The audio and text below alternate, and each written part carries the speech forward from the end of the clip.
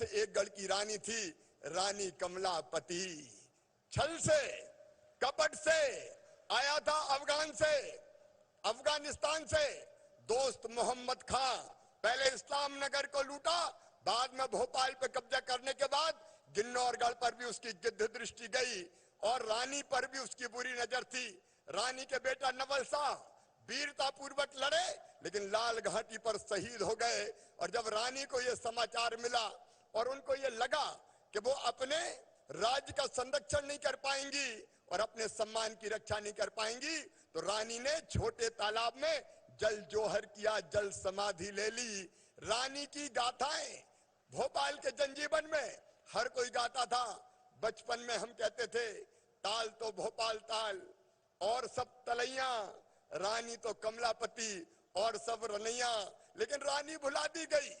इतिहास में उचित स्थान ना अंग्रेजों ने दिया, ना कांग्रेस ने दिया, लेकिन धन्य है नरेंद्र मोदी जी, आपने हबीबगंज रेलवे स्टेशन का नाम रानी कमलापति रेलवे स्टेशन रख के खड़े होके दोनों हाथ ऊपर उठा के ताली बजा के स्वागत कीजिए, ढोल नगाड़े बजाइए, आनंद का प्रकटीकरण कीजिए, चारों तरफ से गूंज हो जाए। प्रधानमंत्री जी, आपने रानी का सम्मान बढ़ाया है, आपने जनजाति का सम्मान बढ़ाया है, आपने आदिवासी समाज का सम्मान बढ़ाया है, आपने भोपाल और मध्य प्रदेश का सम्मान बढ़ाया है। मैं प्रणाम करता हूं प्रधानमंत्री जी, आपको प्रणाम करता हूं। इसलिए वे स्वागत करना चाहते हैं प्रधानमंत्री जी का। वैक्सीन के रूप में पहले दुनिया वैक्सीन बनाती थी, भारत नहीं बना पाता था। वैक्सीन बनी भी और वैक्सीन 107 करोड़ से ज्यादा लोगों को लगी। ये वैक्सीन का डोज नहीं, प्रधानमंत्री जी आपने जिंदगी का डोज हमारी जनता को दिया है, फ्री में दिया है। और दोनों हाथ ऊपर उठा के फिर ताली बजा के स्वागत कीजिए प्रधानमंत्री जी का, अभिनंदन कीजिए प्रधानमंत्री जी का। प्रधानमंत्री जी, हम इसलिए भी आपका स्वागत करना चाहते हैं कि डीजल और पेट्रोल की कीमतें ऐतिहासिक रूप से घटी है और ये किसान छोटे छोटे मेरे आदिवासी भाई बहन ये इसलिए भी अभिनंदन करना चाहते हैं कि 1200 की डीएपी की बोरी 2400 हो गई। कंपनियों ने कीमत बढ़ाई लेकिन घटा के आपने केवल 1200 में दी है। मैं कितना स्वागत करूं, समय की सीमा है। रोटी कपड़ा मकान, पढ़ाई लिखाई दवाई और रोजगार का इंतजाम आपने गरीबों का किया है, जनजाति समाज का किया है। इसलिए एक बार फिर मैं मध्य प्रदेश की 8.5 करोड़ जनता और इस जनजाति समाज की ओर से आपका हृदय से स्वागत करता हूं, आपका हृदय से अभिनंदन करता हूं। बहनों और भाइयों, मैं आपका भी स्वागत करता हूं। 700 किलोमीटर से चले आ रहे हैं, कई तो परसों चले और कई जिलों से कल चले, अलग अलग जगह ठहरे। बहनों और भाइयों, आपको कोई तकलीफ तो नहीं हुई ठहरने में? सब आनंद के साथ आए। लेकिन कांग्रेस सवाल उठा रही है कि क्यों जनजातीय सम्मेलन कर रहे हैं, पैसे की फिजूल खर्ची है, फिजूल खर्ची। दो पूर्व मुख्यमंत्री हम पे हमला कर रहे हैं, कोर्ट में जा रहे हैं कुछ लोग जो कहते थे भारतीय जनता पार्टी की सरकार आदिवासी विरोधी है, जनजाति विरोधी है। अब उनके पेट में दर्द हो रहा है। वो आईफा जैसे आयोजन करके हीरो हीरोइन पे करोड़ों रुपया खर्चा कर दे, वो फिजूल खर्ची नहीं थी। और हम जनजाति भाई बहनों को बुला के जनजाति गौरव दिवस बनाए, तो ये फिजूल खर्ची है? बताओ, ये फिजूल खर्ची है क्या? ये सम्मेलन होना चाहिए था कि नहीं? आप सबका मैं इसमें स्वागत करता हूं। और ये केवल सम्मेलन नहीं है मेरे जनजाति बहनों और भाइयों, ये गरीब की और आदिवासी की जिंदगी बदलने का अभियान है जो प्रधानमंत्री नरेंद्र मोदी जी ने प्रारंभ किया है।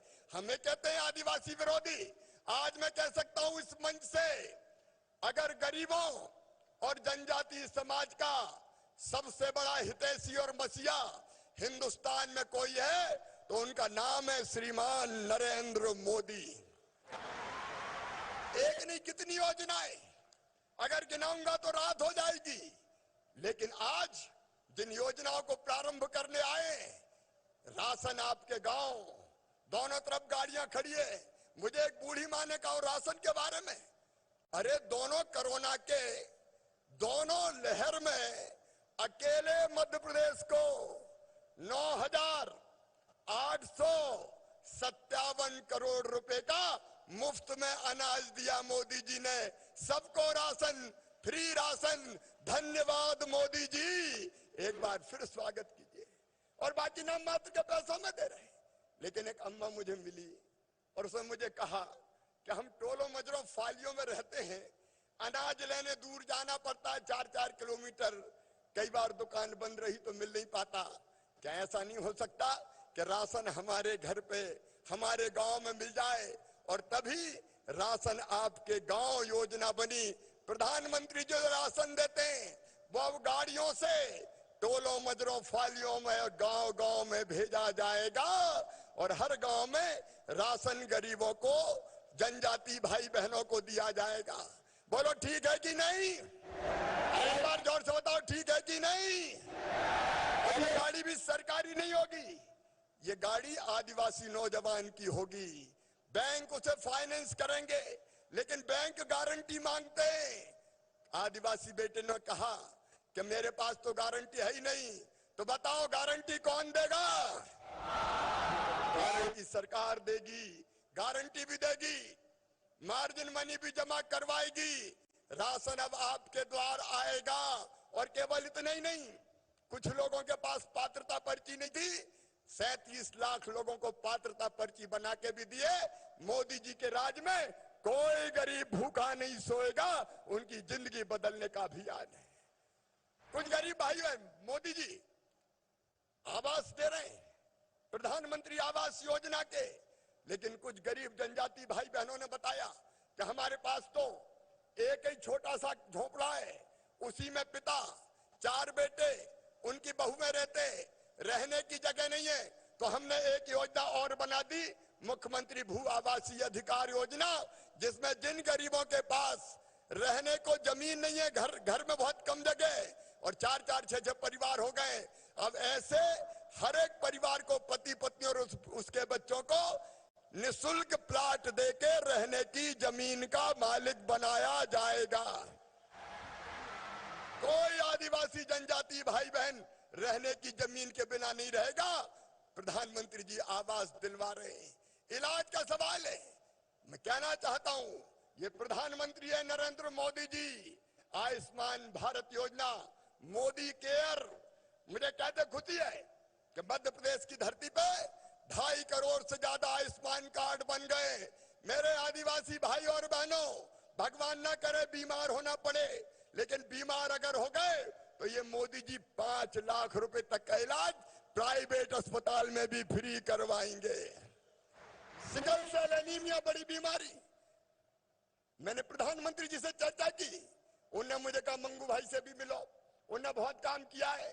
तो आज से हम सिकल सेल एनीमिया बीमारी के उन्मूलन से अब के लिए अभियान प्रारंभ कर रहे हैं, ताकि उस रोग की तकलीफों से बचाया जा सके। शिक्षा के लिए माननीय प्रधानमंत्री जी एकलव्य विद्यालय खोल रहे हैं, 50 का आज ही शिलान्यास और लोकार्पण है। गांव-गांव आश्रम शालाएं, छात्रावास कांग्रेस ने नहीं दिए थे, कभी दिए थे क्या कांग्रेस ने? बताओ, अरे दिए थे क्या? हम पे आरोप लगाते हैं सड़कें तुमने बनाई नहीं, बिजली भी लेके आए तो सौभाग्य योजना में नरेंद्र मोदी जी ने फालिया बिजली पहुंचाने का चमत्कार किया है। केवल वो लोग आरोप लगाते हैं।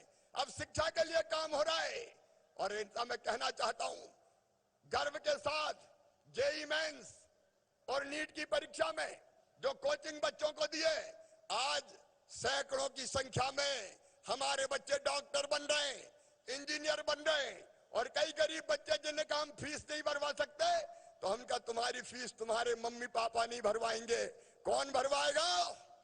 भारतीय जनता पार्टी की सरकार भरवाएगी। हमारे बच्चे पढ़ें, आगे बढ़ें। हमने तय किया है यूपीएससी पीएससी की परीक्षा में भी जनजाति बेटा बेटियों को कोचिंग देने का काम किया जाएगा। पुलिस और आर्मी में भर्ती के लिए भी इन बच्चों को ट्रेंड किया जाएगा। और रोजगार के लिए सरकारी भर्ती में जितने बैकलॉग के पद हैं सब भरने का अभियान प्रारंभ कर दिया गया है। आज ही कुछ को नियुक्ति पत्र दिए जाएंगे। प्रधानमंत्री रोजगार सृजन योजना, स्ट्रीट वेंडर योजना और एक योजना और मुख्यमंत्री युवा उद्यमी क्रांति योजना हम प्रारंभ कर रहे हैं, जिसमें आप अपना व्यवसाय भी शुरू कर सकेंगे और छोटा मोटा उद्योग भी डाल सकेंगे। एक बात और मेरे जनजाति भाइयों बहनों, पेशा एक्ट बहुत गाली देती थी कांग्रेस, क्या किया तुमने तुम्हारे राज में? अब पेशा कानून चरणबद्ध तरीके से संपूर्ण मध्य प्रदेश में लागू किया जाएगा। बिना सामाजिक समरसता तोड़े सबको न्याय, लेकिन सामाजिक समरसता के साथ ग्राम सभाएं सशक्त बनाई जाएगी और वनोपज तेंदुपत्ता बेचना है अगर तो पायलट के रूप में अब वन समितियां बेचेंगी। ग्राम सभा और सशक्त होंगी, कई तरह के अधिकारों से लैस कर रहे हैं। और जितने छोटे मोटे मामले थे आदिवासी बहनों और भाइयों पे, वो सब वापस लेने का हमने फैसला किया है। मध्य प्रदेश में आबकारी नीति ऐसी बनाई जाएगी जो आपकी परंपराओं का पालन करने में सहयोगी हो। और कई के ऊपर जो बड़ा बड़ा कर्जा था, मैं उनकी बात नहीं कर रहा, जो नियमानुसार लाइसेंस लेके निर्धारित दर पे ब्याज पे पैसा देते, लेकिन कई शोषण कर रहे थे, लूट रहे थे। और इसलिए हमने कानून बना दिया, जिनने जबरदस्ती जमीन गिरवी रख के जनजाति भाई बहनों का शोषण किया, उनका लिया हुआ कर्जा माफ, उनका सामान वापस करवाया जाएगा, उनका सम्मान भी लौटाया जाएगा। हर गांव में 4 ग्रामीण कारीगर आदिवासी बेटा बेटियों में से ही ट्रेंड करके उनको वहां रोजगार दिया जाएगा। और गांव गांव में पीने का पानी, सिंचाई का पानी भी झाबुआ में, अलीराजपुर में, बड़वानी में, धार में, बताओ कांग्रेस ने कभी पानी दिया था क्या? अगर दिया तो भारतीय जनता पार्टी की सरकार ने। और मेरी जनजाति बहनों, अब ये प्रधानमंत्री श्रीमान नरेंद्र मोदी जी ने जल जीवन मिशन बनाया है। अब तुम्हारे घर में हैंडपंप का पानी नहीं, पाइपलाइन बिछा के टोटी वाला नल लगा के पीने का पानी दिया जाएगा। टोटी खोलोगी तो झरझर पानी आएगा और गुंडोर गगरा भर जाएगा। जनता की जिंदगी बदलने का यह अभियान प्रधानमंत्री नरेंद्र मोदी जी ने प्रारंभ किया है और हमारी कोशिश है कि उनकी हर योजना को आदर्श तरीके से हम जमीन पर लागू करें। मैं इतना ही कहना चाहता हूं बहनों और भाइयों, समय की सीमाएं जनजातियों के कल्याण में, उनके उत्थान में, उनके आर्थिक सशक्तिकरण में, शैक्षणिक सशक्तिकरण में प्रधानमंत्री जी तो जी जान से जुटे हैं। मध्य प्रदेश सरकार कोई कसर नहीं छोड़ेगी। बोलिए, आप सबको विश्वास है? एक बार जोर से हो जाए, सबको विश्वास है? तो एक ही अपील करना चाहता हूं कि बिना जन भागीदारी किए होगा नहीं, इसलिए हम सब मिलकर करेंगे। प्रधानमंत्री जी का मार्गदर्शन, उनके द्वारा चलाई गई योजनाएं, राज्य सरकार की योजनाएं और आपका सहयोग मिलके चलेंगे और हम आगे बढ़ेंगे और मध्य प्रदेश को भी आगे बढ़ाएंगे। उसके लिए आप सबका साथ चाहिए। बोलिए, सबका साथ मिलेगा? तो एक बार मेरे साथ दोनों हाथ ऊपर उठा के, दोनों मुट्ठी बांध के बोलिए, भारत माता की, बिरसा भगवान की, हर हर नर्मदे। बिना किसी विलंब के जिनको सुनने ये जन सैलाब उमड़ा है, चारों तरफ नरमुंड ही नरमुंड दिखाई दे रहे हैं, ऐसे हमारे हृदय के हार, भारत के मुकुटमणि श्रीमान मोदी जी से प्रार्थना करता हूं कि वो आए और आप सबको संबोधित करें और एक बार फिर जोरदार तालियां, ढोल, नगाड़े बजा के स्वागत कीजिए, अभिनंदन कीजिए, वंदन कीजिए। बहुत बहुत धन्यवाद।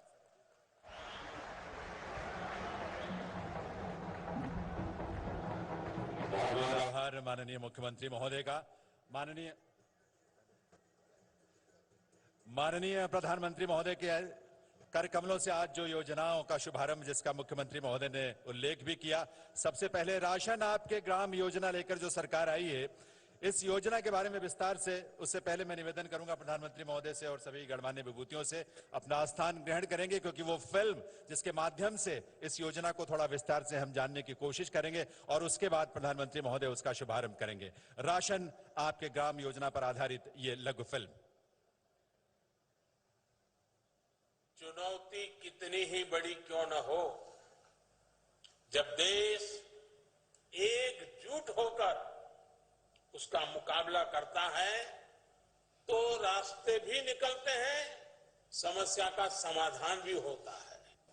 प्रधानमंत्री जी के इसी मूल मंत्र को आत्मसात करते हुए मुख्यमंत्री शिवराज सिंह चौहान के नेतृत्व में मध्य प्रदेश सरकार जनजातीय क्षेत्रों में राशन वितरण की समस्या का समाधान कर रही है।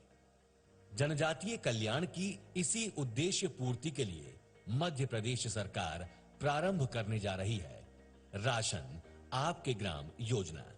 प्रदेश के ऐसे जनजातीय क्षेत्र जहां शासकीय सहकारी उचित मूल्य की दुकान ग्राम में नहीं है, वहां ग्रामीणों को राशन के लिए पंचायत मुख्यालय पर जाना पड़ता है, जिससे अतिरिक्त शारीरिक श्रम तो लगता ही है, साथ ही उस रोज का उनका काम धंधा भी चला जाता है।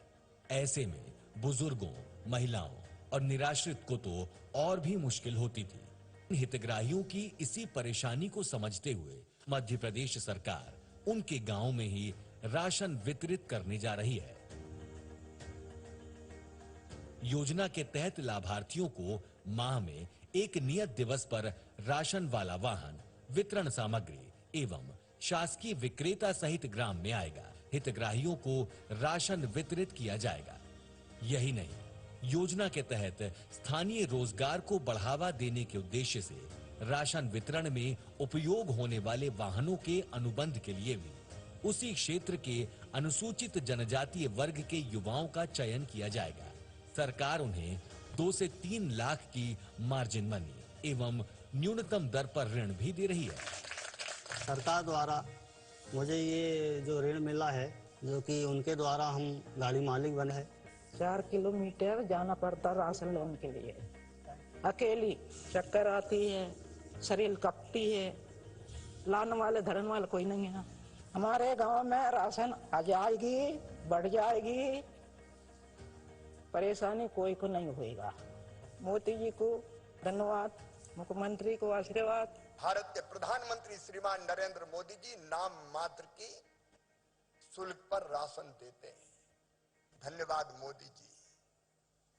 ये ऐसे प्रधानमंत्री कर सकता है जिसके दिल में गरीबों के लिए दर्द हो। 89 जनजातीय विकास खंडों में संचालित होने जा रही ये योजना लाभार्थियों के श्रम, समय और आजीविका की रक्षा भी करेगी एवं उनके लिए समृद्धि के नए द्वार भी खोलेगी। देवी सज्जनों, इस योजना से प्रदेश के 16 जिलों में लगभग 6600 गांवों में 7.25 लाख परिवारों को सीधे इसका लाभ मिलेगा। आज माननीय प्रधानमंत्री महोदय इस योजना से जुड़ रहे 2 वाहन चालकों को राशन वाहन की चाबी देकर राशन आपके ग्राम योजना का शुभारंभ करेंगे। निवेदन है डिंडोरी के अनिल आरमो जी से कि वे मंच पर आएं और माननीय प्रधानमंत्री महोदय से निवेदन है कि वे अपने कर कमलों से सबसे पहले डिंडोरी के अनिल आरमो इस युवा को राशन वाहन की चाबी प्रदान करने की कृपा करें। करतल ध्वनि आप सबकी तरफ से इस अनूठी योजना के लिए जरूर होनी चाहिए और जोश और उल्लास के साथ होनी चाहिए। आज ये अनूठी शुरुआत है और अब मैं इसके बाद जिस युवा को आमंत्रित करना चाहता हूं, उनका नाम है लक्ष्मी नारायण रमगढ़िया, मंडला के रहने वाले हैं। माननीय प्रधानमंत्री महोदय उन्हें भी राशन वाहन की चाबी प्रदान करके इस योजना का शुभारंभ करते हुए और आशीर्वाद आप सभी का आपकी करतल ध्वनि के रूप में अवश्य मिलना चाहिए। देवियों सज्जनों, हमारी शुभकामनाएं इनके लिए और उन संवेदनाओं को हम नमन करते हैं जो माननीय प्रधानमंत्री महोदय के मन में गरीब समाज के लिए, जनजातीय समाज के लिए है। आभार निवेदन स्थान ग्रहण करने के लिए माननीय प्रधानमंत्री महोदय से और गणमान्य विभूतियों से। देवियों सज्जनों, हमारे जनजातीय बहुल क्षेत्रों में सिकल सेल रोग एक गंभीर समस्या है, हम सब जानते हैं। ये रोग महिलाओं और बच्चों को अधिक प्रभावित करता है, जो कई बार उनके लिए घातक भी हो जाता है। इस रोग के उन्मूलन के लिए मध्य प्रदेश सरकार ने एक कार्य योजना तैयार की है। आज मध्य प्रदेश राज्य सिकल सेल यानी हीमोग्लोबिनोपैथी मिशन का शुभारंभ भी माननीय प्रधानमंत्री महोदय करेंगे। लेकिन उससे पहले एक लघु फिल्म के माध्यम से आइए विस्तार से इस मिशन के बारे में जानें। स्वस्थ भारत की ओर बढ़ते आत्मनिर्भर कदम। माननीय प्रधानमंत्री श्री नरेंद्र मोदी जी द्वारा लक्षित आत्मनिर्भर भारत की महत्वाकांक्षी पहल को सार्थक बनाने हेतु मध्य प्रदेश सरकार ने माननीय मुख्यमंत्री श्री शिवराज सिंह चौहान जी के निर्देशों पर सिकल सेल एनीमिया के रोकथाम हेतु विशेष परियोजना आरंभ की है।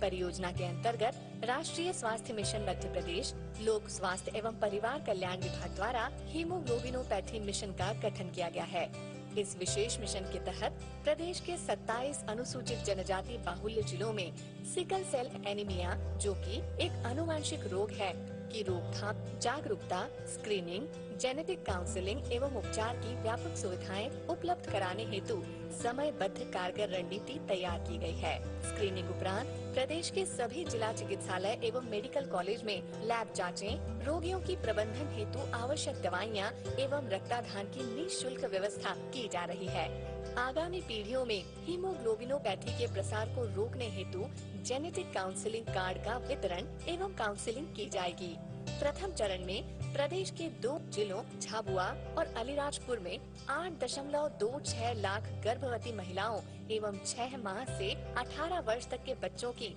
Sickle cell screening, genetic counselling एवं प्रबंधन किया जाएगा। भारत सरकार की पहल पर सिकल सेल रोकथाम की दिशा में मध्य प्रदेश सरकार की ये परियोजना प्रदेश को स्वस्थ एवं आत्मनिर्भर बनाने में अपना योगदान सुनिश्चित कर रही है। देवी सज्जनों, इस मिशन के पहले चरण में जनजातीय बहुल झाबुआ और अलीराजपुर को शामिल किया गया है। माननीय प्रधानमंत्री महोदय इन जिलों के 3 व्यक्तियों को जेनेटिक काउंसलिंग कार्ड प्रदान करके इस मिशन का शुभारंभ करेंगे। और इस क्रम में सबसे पहले मैं मंच पर आमंत्रित करूंगा झाबुआ की हतीला जी को, जिन्हें प्रधानमंत्री महोदय के करकमलों से जेनेटिक काउंसलिंग कार्ड यहां इस मंच पर प्रदान किया जाएगा। उनके जीवन में और इस रूप में हमारे जनजातीय समाज के असंख्य लोगों के जीवन में एक नई शुरुआत। करतल ध्वनि के साथ अपनी शुभकामनाएं आप जरूर दीजिएगा मिशन की सफलता के लिए। अलीराजपुर की टीना डुडवे को आमंत्रित करता हूं, वे प्रधानमंत्री महोदय के करकमलों से जेनेटिक काउंसलिंग कार्ड प्राप्त करेंगी। और इसके बाद झाबुआ के मनीष सिंह परमार जी, उनके भी वे भी आज प्रधानमंत्री महोदय के करकमलों से ये जेनेटिक काउंसलिंग कार्ड प्राप्त करेंगे। इन सबको हमारी हार्दिक शुभकामनाएं। झाबुआ के Manish Singh Parmar genetic counselling card उन्हें भी प्रधानमंत्री महोदय प्रदान करते हुए बहुत बहुत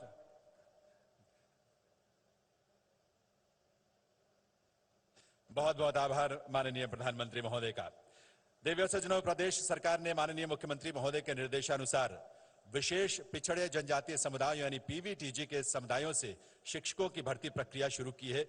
इस प्रक्रिया के अंतर्गत प्रदेश के सहरिया, बैगा और भारिया जनजातीय समुदायों से अभी 20 माध्यमिक शिक्षकों का चयन किया गया है। जनजातीय क्षेत्रों में इनके पदस्थ होने से समुदाय के जो अन्य युवक और युवतियां हैं उनके लिए यह आदर्श स्थापित करेंगे। साथ ही समुदाय की बालक और बालिकाएं उनके साथ सहज भाव से शिक्षा ग्रहण कर सकेंगे। आज माननीय प्रधानमंत्री महोदय की गरिमामयी उपस्थिति में माननीय राज्यपाल महोदय और माननीय मुख्यमंत्री महोदय के करकमलों से 3 नवनियुक्त शिक्षकों को यहां नियुक्ति पत्र प्रदान किया जाएगा।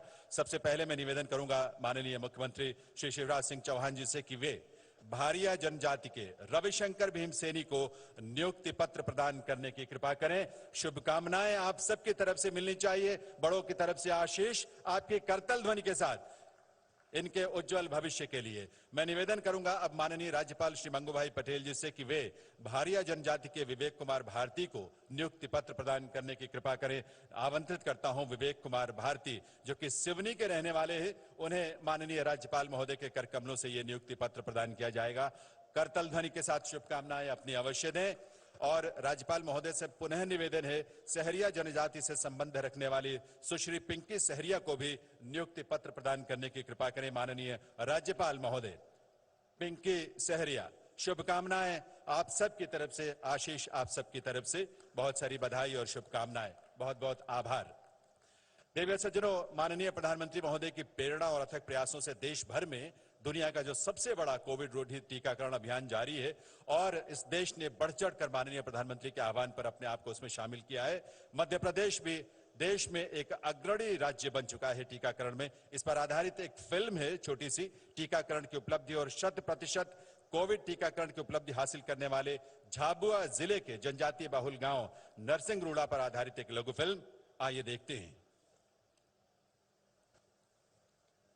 भारत ने 100 करोड़ वैक्सीन डोज का आंकड़ा पार कर लिया है। ये उपलब्धि भारत की है, भारत के प्रत्येक नागरिक की है। नरसिंगरुड़ा मध्य प्रदेश का एक छोटा सा गांव।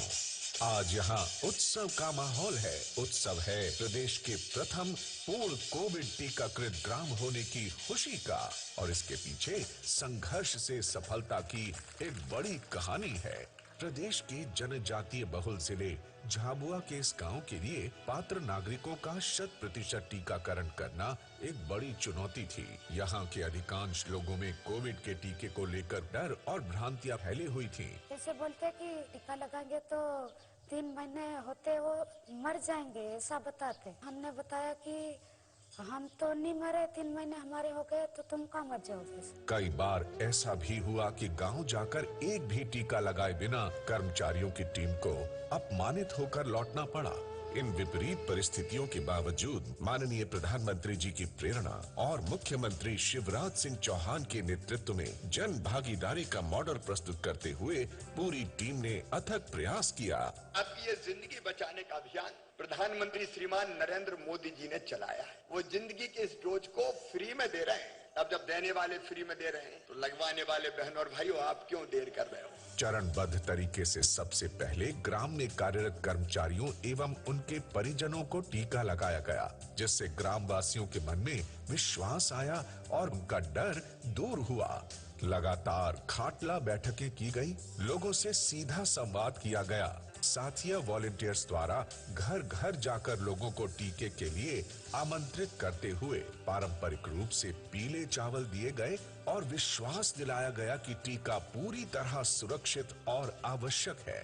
टीम के निरंतर प्रयासों से जून 2021 के प्रथम सप्ताह में कोविड वैक्सीन के प्रथम डोज का टीकाकरण 100% पूर्ण हो गया। हमारा टीका लाजे मत दे के धन्यवाद।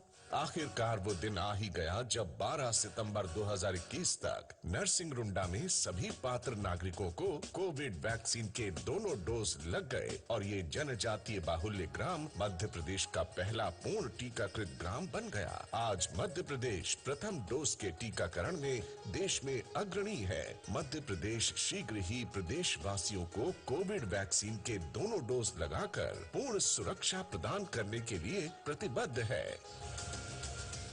आप सभी को हार्दिक बधाई इस उपलब्धि के लिए। देवी सज्जनों, माननीय प्रधानमंत्री महोदय के नेतृत्व में जनजातीय कार्य मंत्रालय भारत सरकार ने वर्ष 2025 तक देश में 740 एकलव्य आदर्श आवासीय विद्यालयों के निर्माण का लक्ष्य रखा है। इस कड़ी में आज 50 एकलव्य आदर्श आवासीय विद्यालयों का वर्चुअल भूमि पूजन और शिलान्यास होना है। मैं निवेदन करूंगा माननीय प्रधानमंत्री महोदय से कि वे रिमोट का बटन दबाकर रतलाम जिले के बाजना में बनने वाले एकलव्य विद्यालय की आधारशिला रखने की कृपा करें और आप सबका आशीष और शुभकामनाएं आपकी करतल ध्वनि के रूप में जरूर मिलनी चाहिए इस महत्वपूर्ण शुरुआत के लिए। मध्य प्रदेश सहित देश के तमाम हिस्सों में ये आज प्रक्रिया जारी है और हमारे माननीय गणमान्य विभूति अलग अलग स्थलों पर मौजूद हैं, देश में अलग अलग कार्यस्थलों पर। और अब समय है जब मैं उस विभूति से जिन्होंने इस देश का नेतृत्व किया, इस देश का गौरव बढ़ाया, पूरी दुनिया में जिन्हें उम्मीद भरी आशा भरी दृष्टि से इसलिए देखा जाता है कि वे मानव कल्याण के लिए एक समर्पित नेतृत्व के रूप में दुनिया के सामने उपस्थित हैं। मैं प्रार्थना करूंगा ऐसे यशस्वी प्रधानमंत्री भारत के माननीय नरेंद्र मोदी जी से कि वे आपकी करतल ध्वनि के साथ उत्साह और जोश से भरी तालियों के साथ माननीय प्रधानमंत्री महोदय से निवेदन उनके उद्बोधन के लिए, उनके संबोधन के लिए। देवी सज्जनों,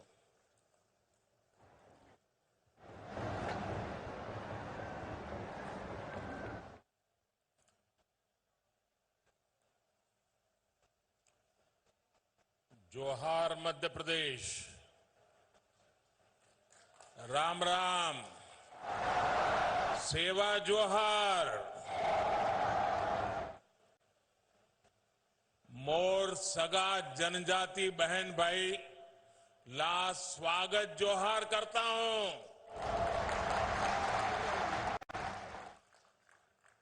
तमारो स्वागत करूं तमाम साम किकम छो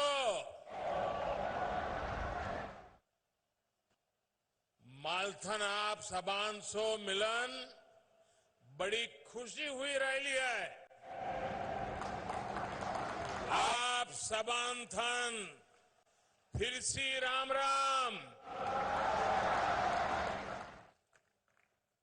मध्य प्रदेश के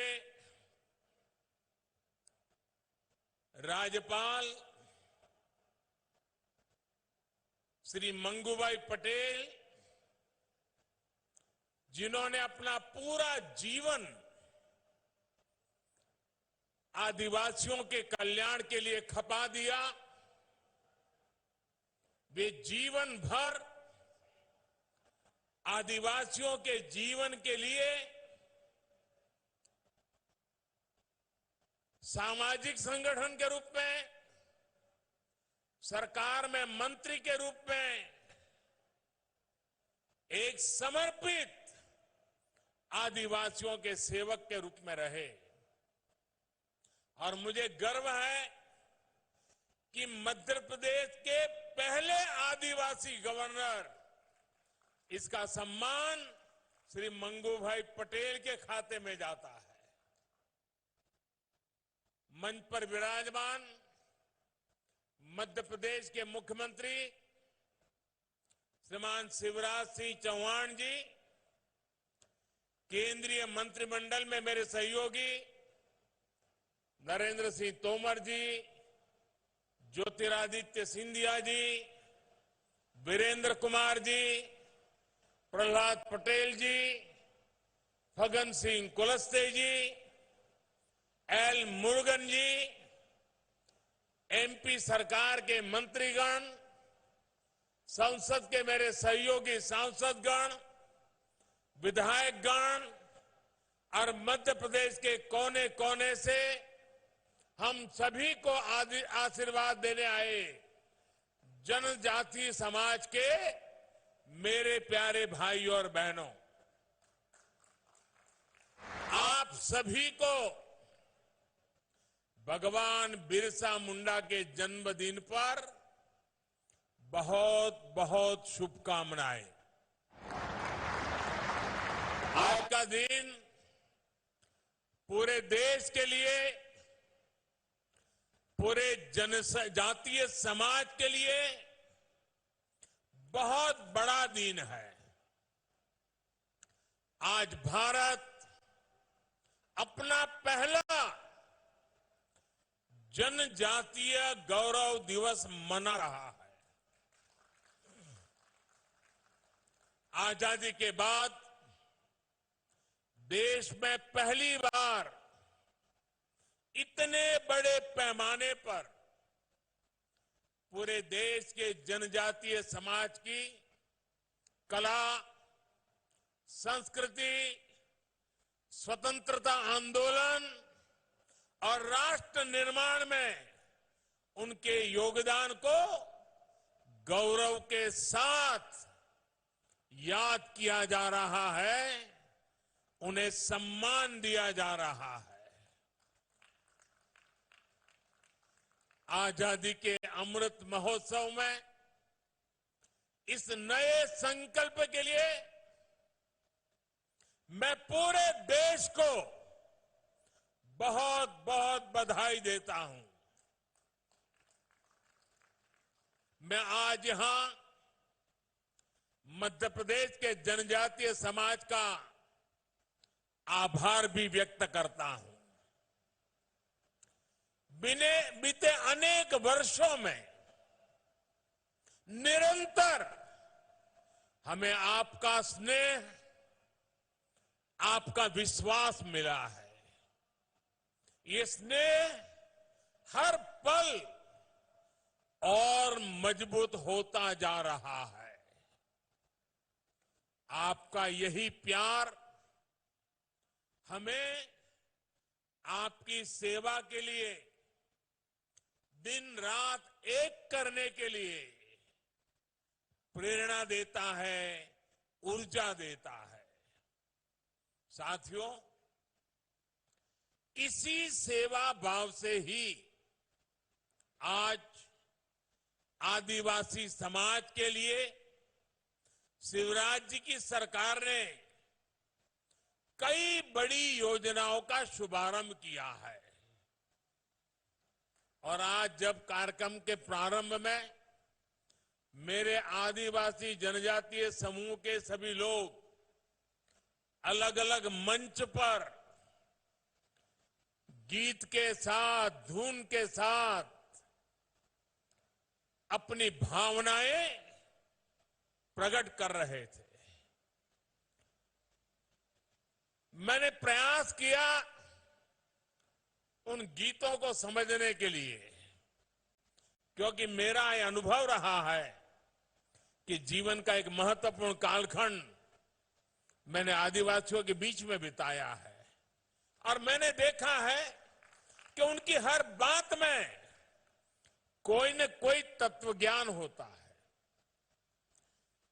पर्पज ऑफ लाइफ आदिवासी अपने नाच गान में, अपने गीतों में, अपनी परंपराओं में बखूबी प्रस्तुत करते हैं। और इसलिए आज के इस गीत के प्रति मेरा ध्यान जाना बहुत स्वाभाविक था। और मैंने जब गीत के शब्दों को बारीकी से देखा तो मैं गीत को तो नहीं दोहरा रहा हूं, लेकिन आपने जो कहा शायद देश भर के लोगों को आपका एक एक शब्द जीवन जीने का कारण, जीवन जीने का इरादा, जीवन जीने के हेतु बखूबी प्रस्तुत करता है। आपने अपने नृत्य के द्वारा, अपने गीत के द्वारा आज प्रस्तुत किया,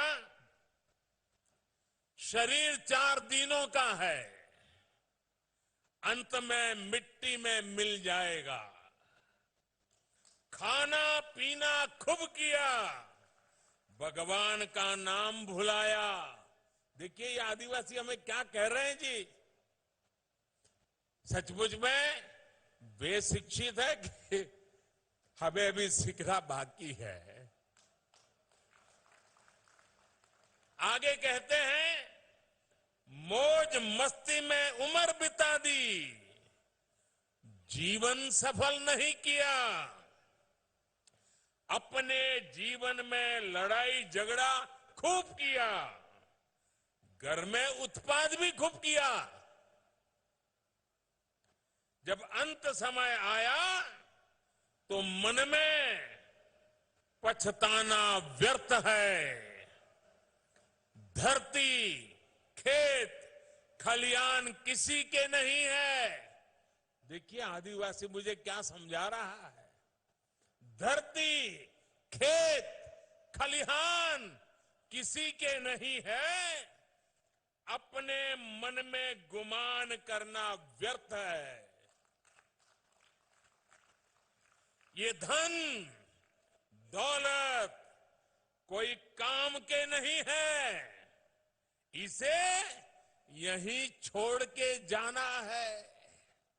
आप देखिए इस संगीत में, इस नृत्य में जो शब्द कहे गए हैं वो जीवन का उत्तम तत्व ज्ञान जंगलों में जिंदगी गुजारने वाले मेरे आदिवासी भाई बहनों ने आत्मसात किया है। इससे बड़ी किसी देश की ताकत क्या हो सकती है? इससे बड़ी किसी देश की विरासत क्या हो सकती है? इससे बड़ी देश की पूंजी क्या हो सकती है? साथियों, इसी सेवा भाव से ही आज आदिवासी समाज के लिए शिवराज जी की सरकार ने कई बड़ी योजनाओं का शुभारंभ किया है। राशन आपके ग्राम योजना हो या फिर Madhya Pradesh sickle cell mission हो, ये दोनों कार्यक्रम आदिवासी समाज में स्वास्थ्य और पोषण को बेहतर बनाने में अहम भूमिका निभाएंगे।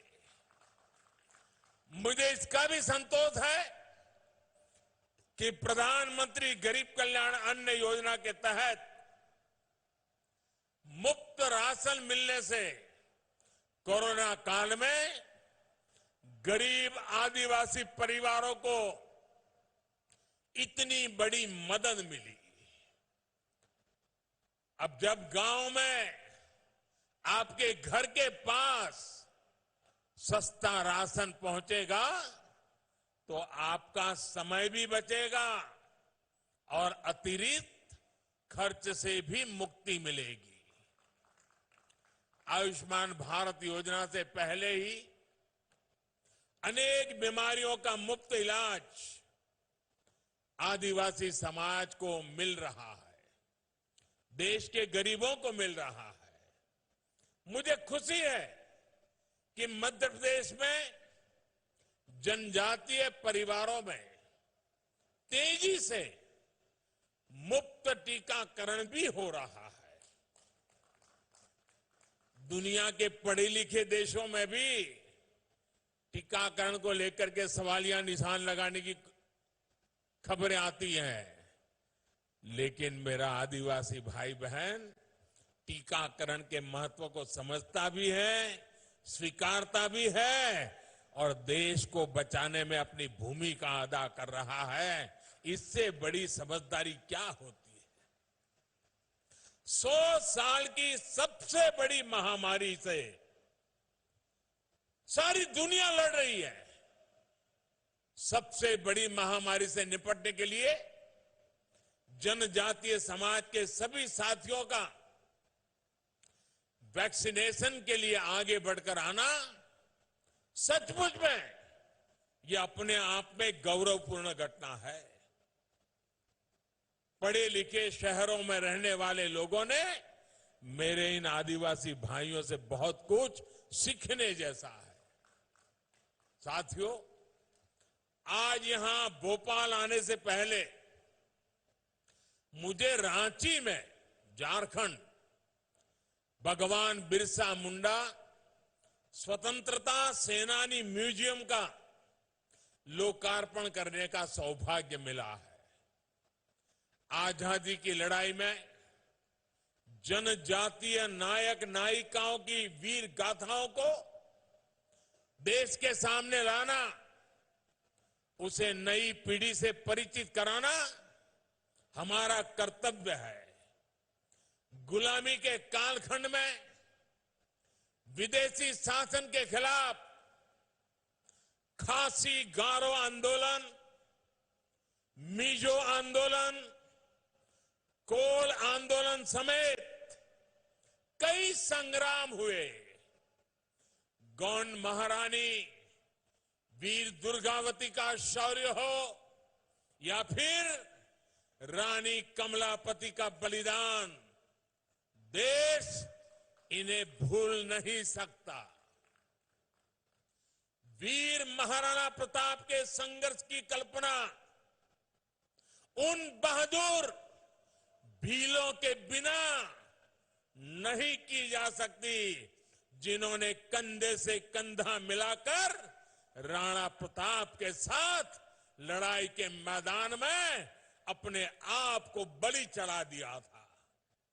हम सभी इनके ऋणी हैं।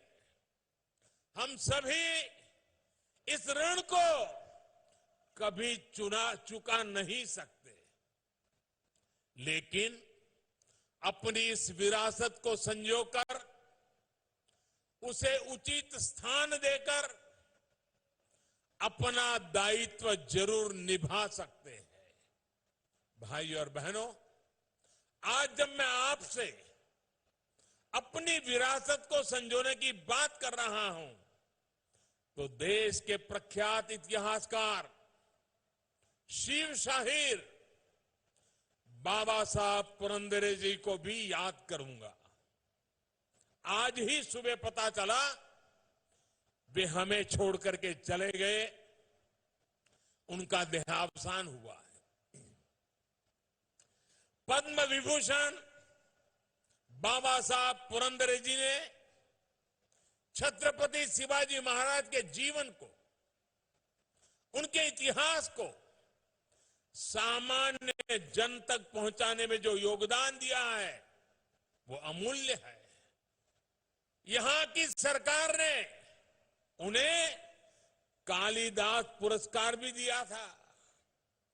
छत्रपति शिवाजी महाराज के जिन आदर्शों को बाबा साहब पुरंदरे जी ने देश के सामने रखा, वो आदर्श हमें निरंतर प्रेरणा देते रहेंगे।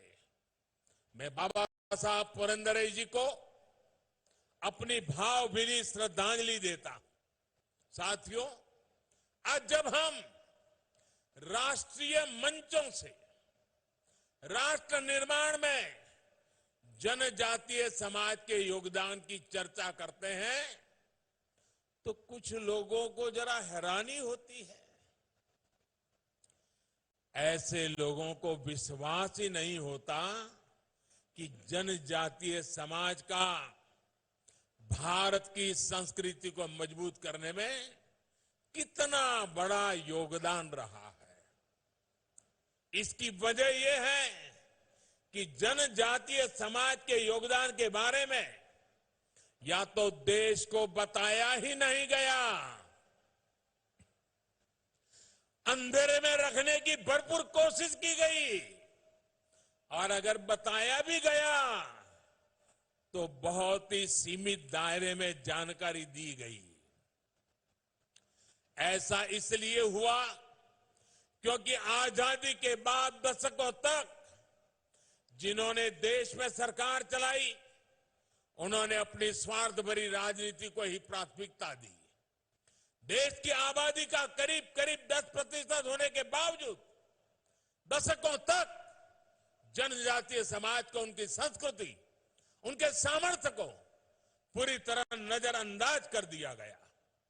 आदिवासियों का दुख, उनकी तकलीफ, बच्चों की शिक्षा, आदिवासियों का स्वास्थ्य उन लोगों के लिए कोई मायने नहीं रखता था।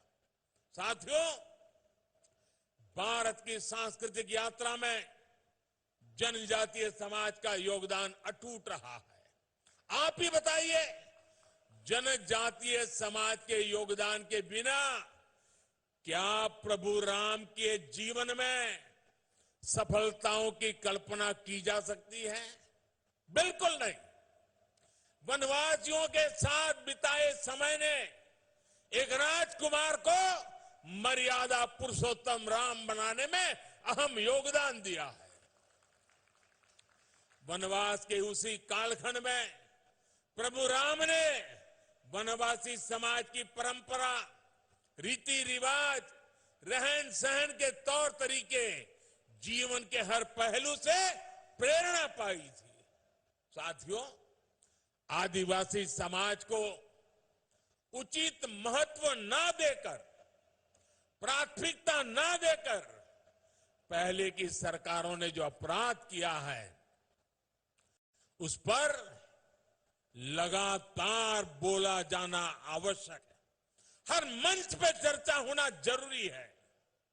जब दशकों पहले मैंने गुजरात में अपने सार्वजनिक जीवन की शुरुआत की थी, तभी से मैं देखता आया हूं कि कैसे देश में कुछ राजनीतिक दलों ने सुख सुविधा और विकास के हर संसाधन से आदिवासी समाज को वंचित रखा। अभाव बनाए रखते हुए चुनाव के दौरान उन्हीं अभावों की पूर्ति के नाम पर बार बार वोट मांगे गए, सत्ता पाई गई, लेकिन जनजातीय समुदाय के लिए जो करना चाहिए था, जितना करना चाहिए था और जब करना चाहिए था, ये कम पड़ गए, नहीं कर पाए, असहाय छोड़ दिया समाज को। गुजरात का मुख्यमंत्री बनने के बाद मैंने वहां पर जनजातीय समाज में स्थितियों को बदलने के लिए बहुत सारे अभियान शुरू किए थे। जब देश ने मुझे 2014 में आप सब देशवासियों की सेवा का मौका दिया तो मैंने जनजातीय समुदाय के हितों को अपनी सर्वोच्च प्राथमिकता में रखा। भाइयों और बहनों, आज सही मायने में आदिवासी समाज के हर साथी को देश के विकास में उचित हिस्सेदारी और भागीदारी दी जा रही है। और चाहे गरीबों के घर हो, शौचालय हो, मुफ्त बिजली और गैस कनेक्शन हो, स्कूल हो, सड़क हो, मुफ्त इलाज हो, ये सब कुछ जिस गति से देश के बाकी हिस्से से हो रहा है उसी गति से आदिवासी क्षेत्रों में भी हो रहा है। बाकी देश के किसानों के बैंक खाते में अगर हजारों करोड़ रुपए सीधे पहुंच रहे हैं तो आदिवासी क्षेत्रों के किसानों को भी उसी समय मिल रहे हैं। आज अगर देश के करोड़ों करोड़ परिवारों को शुद्ध पीने का पानी पाइप से घर घर पहुंचाया जा रहा है तो ये उसी इच्छा शक्ति के साथ उतनी ही स्पीड से आदिवासी परिवारों तक भी पहुंचाने का काम तेज गति से चल रहा है। वरना इतने वर्षों तक जनजातीय क्षेत्रों की बहन बेटियों को पानी के लिए कितना परेशान होना पड़ता था, मुझसे ज्यादा आप लोग इसको भली भांति जानते हैं। मुझे खुशी है कि जल जीवन मिशन के तहत मध्य प्रदेश के ग्रामीण इलाकों में 30 लाख परिवारों को अब नल से जल मिलना शुरू हो गया है और इसमें भी ज्यादातर हमारे आदिवासी इलाकों की ही है। साथियों, जनजातीय विकास के बारे में बात करते हुए एक बात और कही जाती थी। कहा जाता था जनजातीय क्षेत्र भौगोलिक रूप से बहुत कठिन होते हैं। कहा जाता था कि वहां सुविधाएं पहुंचाना मुश्किल होता है। ये सारा बहाना काम न करने के बहाने थे। यही बहाना करके जनजातीय समाज में सुविधाओं को कभी प्राथमिकता नहीं दी गई, उन्हें अपने भाग्य पर छोड़ दिया गया। साथियों, ऐसे ही राजनीति, ऐसी ही सोच के कारण आदिवासी बाहुल्य वाले जिले विकास की बुनियादी सुविधाओं से भी वंचित रह गए। अब कहां तो इनके विकास के लिए कोशिशें होनी चाहिए थी, लेकिन इन जिलों पर पिछड़े होने का एक टैग लगा दिया गया। भाई और बहनों, कोई राज्य, कोई जिला, कोई व्यक्ति, कोई समाज विकास की दौड़ में पीछे नहीं रहना चाहिए। हर व्यक्ति, हर समाज आकांक्षी होता है, उसके सपने होते हैं। सालों साल वंचित रखे गए इन्हीं सपनों, इन्हीं आकांक्षाओं को उड़ान देने की कोशिश आज हमारी सरकार की प्राथमिकता है। आपके आशीर्वाद से आज उन 100 से अधिक जिलों में विकास की आकांक्षाओं को पूरा किया जा रहा है। आज जितनी भी कल्याणकारी योजनाएं केंद्र सरकार बना रही है, उनमें आदिवासी समाज बाहुल्य आकांक्षी जिलों को प्राथमिकता दी जा रही है। आकांक्षी जिले या फिर ऐसे जिले जहां अस्पतालों का अभाव है, वहां 150 से अधिक मेडिकल कॉलेज स्वीकृत किए जा चुके हैं। साथियों, देश का जनजातीय क्षेत्र संसाधनों के रूप में, संपदा के मामले में हमेशा समृद्ध रहा है, लेकिन जो पहले सरकार में रहे वो इन क्षेत्रों के दोहन की नीति पर चले। हम इन क्षेत्रों के सामर्थ्य के सही इस्तेमाल की नीति पर चल रहे हैं। आज जिस जिले में जो भी प्राकृतिक संपदा राष्ट्र के विकास के लिए निकलती है, उसका एक हिस्सा उसी जिले के विकास में लगाया जा रहा है।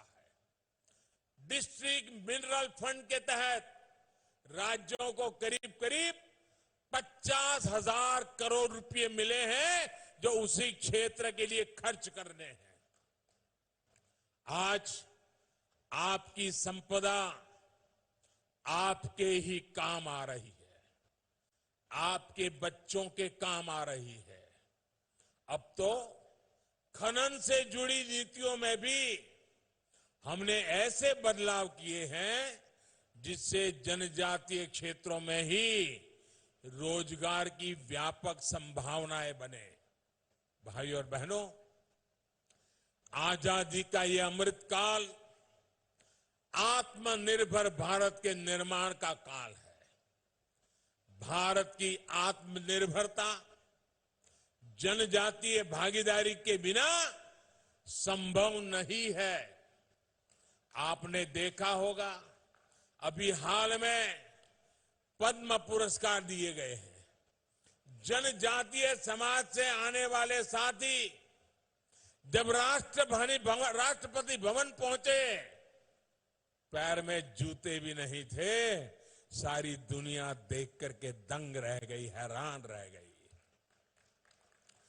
आदिवासी और ग्रामीण समाज में काम करने वाले ये देश के असली हीरो है, असली हीरो है। यही तो हमारे डायमंड है, यही तो हमारे हीरे हैं। भाई और बहनों, जनजातीय समाज में प्रतिभा की कमी कभी कोई कमी नहीं रही है, लेकिन दुर्भाग्य से पहले की सरकारों में आदिवासी समाज को अवसर देने के लिए जो जरूरी राजनीतिक इच्छा शक्ति चाहिए ना, कुछ नहीं था, बहुत कम थी। सृजन आदिवासी परंपरा का हिस्सा है। मैं अभी आने से पहले सभी आदिवासी समाज की बहनों के द्वारा जो निर्माण कार्य हुआ है, वो देख करके मैं सचमुच में बड़े मन को आनंद होता था। इनकी उंगलियों में, इनके पास क्या ताकत है। सृजन आदिवासी परंपरा का हिस्सा है, लेकिन आदिवासी सृजन को बाजार से नहीं जोड़ा गया। आप कल्पना कर सकते हैं, बांस की खेती जैसी छोटी और सामान्य सी चीज को कानूनों के मकड़ जाल में फंसा कर रखा गया था। क्या हमारे जनजातीय भाइयों बहनों के ये हक नहीं था कि वो बांस की खेती कर करके बेच करके उसे पैसा कमा सके? हमने वन कानूनों में बदलाव कर इस सोच को ही बदल दिया। साथियों, दशकों से जिस समाज को उसकी छोटी छोटी आवश्यकताओं की पूर्ति के लिए लंबा इंतजार करवाया गया, उसकी उपेक्षा की गई। अब उसको आत्मनिर्भर बनाने के लिए निरंतर प्रयास किया जा रहा है। लकड़ी और पत्थर की कलाकारी तो आदिवासी समाज सदियों से कर रहा है, लेकिन अब उनके बनाए उत्पादों को नया मार्केट उपलब्ध कराया जा रहा है। ट्राइफेड पोर्टल के माध्यम से जनजातीय कलाकारों के उत्पाद देश और दुनिया के बाजारों में ऑनलाइन भी बिक रहे हैं। जिस मोटे अनाज को कभी दोयम नजर से देखा जाता था, वो भी आज भारत का ब्रांड बन रहा है। साथियों, वन धन योजना हो, वनोपज को एमएसपी के दायरे में लाना हो, या बहनों की संगठन शक्ति को नई ऊर्जा देना, ये जनजातीय क्षेत्रों में अभूतपूर्व अवसर पैदा कर रहे हैं। पहले की सरकारें सिर्फ 8-10 वन उपजों पर एमएसपी दिया करती थी। आज हमारी सरकार करीब करीब 90 वन उपजों पर एमएसपी दे रही है। कहां 9-10 और कहां 90। हमने 2500 से अधिक वन धन विकास केंद्रों को 37,000 से अधिक वन धन सेल्फ हेल्प ग्रुपों से जोड़ा गया है। इनसे आज लगभग 7.5 लाख साथी जुड़े हैं। उनको रोजगार और स्वरोजगार मिल रहा है। हमारी सरकार ने जंगल की जमीन को लेकर भी पूरी संवेदनशीलता के साथ कदम उठाए हैं। राज्यों में लगभग 20 लाख जमीन के पट्टे देकर हमने लाखों जनजातीय साथियों की बहुत बड़ी चिंता दूर की है। भाइयों और बहनों, हमारी सरकार आदिवासी युवाओं की शिक्षा और कौशल पर विशेष बल दे रही है। एकलव्य मॉडल रेसिडेंशियल स्कूल आज जातीय क्षेत्रों में शिक्षा की नई ज्योति जागृत कर रही है। आज मुझे यहां 50 एकलव्य मॉडल रेसिडेंशियल स्कूलों के शिलान्यास का अवसर मिला है। हमारा लक्ष्य देश भर में ऐसे लगभग 750 स्कूल खोलने का है। इनमें से अनेकों एकलव्य स्कूल ऑलरेडी शुरू हो चुके हैं। 7 साल पहले हर छात्र पर सरकार लगभग 40,000 रुपए खर्च करती थी। वो आज बढ़कर 1 लाख रुपए से अधिक हो चुका है। इससे जनजातीय छात्र छात्राओं को और अधिक सुविधा मिल रही है। केंद्र सरकार हर साल लगभग 30 लाख जनजातीय युवाओं को स्कॉलरशिप भी दे रही है। जनजातीय युवाओं को उच्च शिक्षा और रिसर्च से जोड़ने के लिए भी अभूतपूर्व काम किया जा रहा है। आजादी के बाद जहां सिर्फ 18 ट्राइबल रिसर्च इंस्टीट्यूट बने, वहीं सिर्फ 7 साल में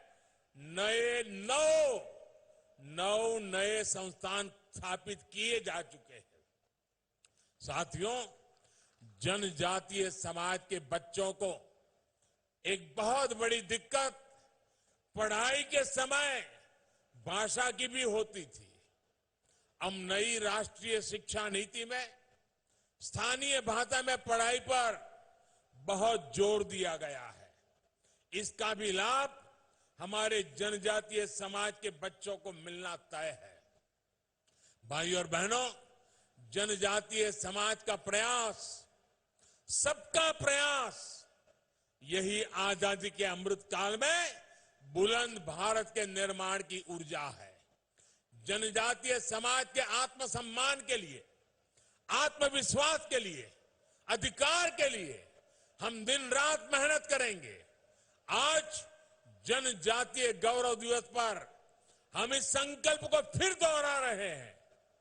और ये जनजातीय गौरव दिवस जैसे हम गांधी जयंती मनाते हैं, जैसे हम सरदार पटेल की जयंती मनाते हैं, जैसे हम बाबा साहब आंबेडकर की जयंती मनाते हैं, वैसे ही भगवान बिरसा मुंडा की 15 नवंबर की जयंती हर वर्ष जनजातीय गौरव दिवस के रूप में पूरे देश में मनाई जाएगी।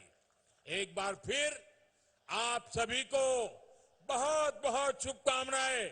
मेरे साथ दोनों हाथ ऊपर करके पूरी ताकत से बोलिए, भारत माता की, भारत माता की, भारत माता की, भारत माता की। बहुत बहुत धन्यवाद। जी,